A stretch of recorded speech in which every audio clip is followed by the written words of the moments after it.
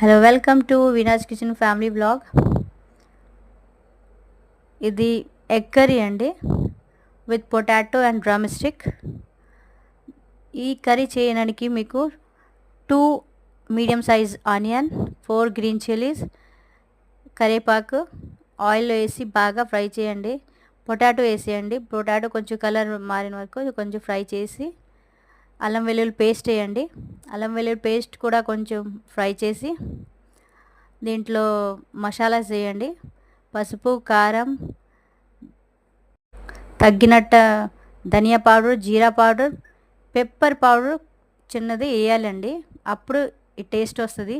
Pepper powder చాలా దీంట్లో main ingredient అండి.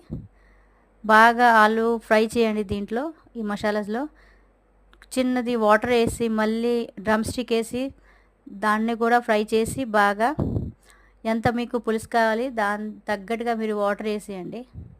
వాటర్ వేసిన తర్వాత మీ మధ్యలో టొమాటో వేయండి.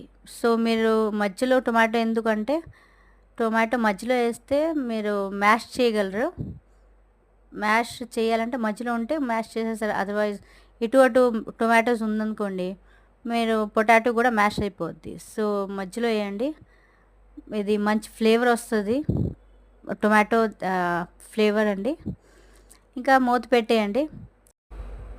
ఇదైతే సుకా రోటీతో బాగుంటుంది. సుకా రోటీ చేశాను.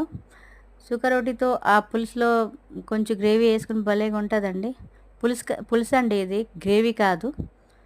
So sukka roti is best, ఎందుకంటే ఇది మసాలాస్ కర్రీ కాబట్టి. పరాఠా ఎవరికి ఇష్టం ఉంటే వాళ్ళు చేసుకోవచ్చు. నేను మాత్రం ఇది కాంబినేషన్లో చేశానండి. షుగర్ రోటీ కాంబినేషన్లో ఎగ్ ఫ్రై చేశాను, దాంట్లో వేసి. సో సూపర్ అండి ఈ కర్రీ వచ్చింది. మీరు కూడా ఒకసారి ట్రై చేయండి. నా వీడియోకి లైక్ చేయండి, కామెంట్ చేయండి. Thank you for watching. Bye.